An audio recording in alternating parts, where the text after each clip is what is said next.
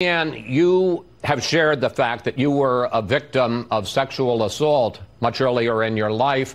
I know this doesn't rise to that level, but your reaction to what we're hearing now about this incident? First of all, this woman, Lucy, is very bold to come forward, and I would remind the audience that she shares Joe Biden's political party. He was there to help the Democratic Party of Nevada and her candidacy, so it's quite bold for her to go up against the highest levels of her own political party.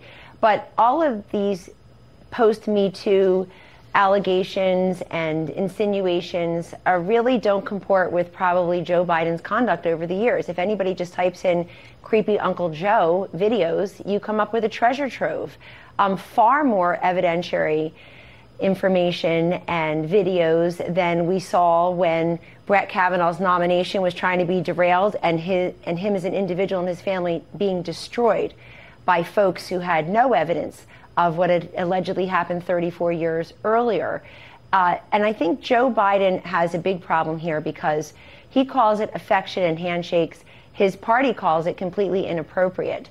And the other thing that Biden really has as a problem is Stacey Abrams, who I look upon as a big future part of the Democratic Party.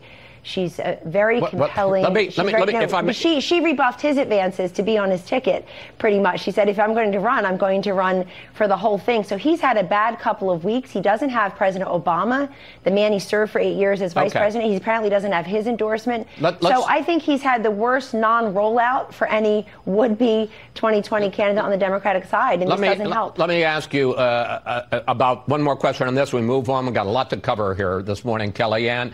I'm sure a lot of folks are saying there are women who have said much worse about your boss, President Trump, in terms of touching them inappropriately.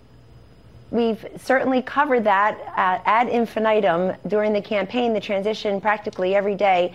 But look what's happening to the people who alleged all that and who think they have to speak about that repetitively and ubiquitously. Now they have to really grapple with what's going on in their own party with a man who was vice president of the United States until 2 years ago. And so let's have that conversation. And I do think, as somebody who is very affectionate, I tend to hug people. I tend to now put out my hand because I guess we're not supposed to do that. I do think that we should examine appropriate conduct in the public sphere. But Joe Biden's intent is only partly, or maybe not at all, relevant here. It's really how that woman felt. She feels that it was unwelcomed, and she's coming forward with it because she doesn't want, I suppose she doesn't want this man to continue advance in public life. Joe Biden this week was apologizing to Anita Hill for his role in the Clarence Thomas hearings. You're going to have plenty of time to go after him on other issues. Why didn't he apologize to Lucy? Why didn't he apologize to this woman? Why didn't he do that? They never apologized to the individual. And I think the way the media covered everything from collusion to Kavanaugh to the Covington kids means they ought to be able to cover issues like this with the same kind of vigor. Well, that's why I'm asking you about it at the beginning of our interview. Let's turn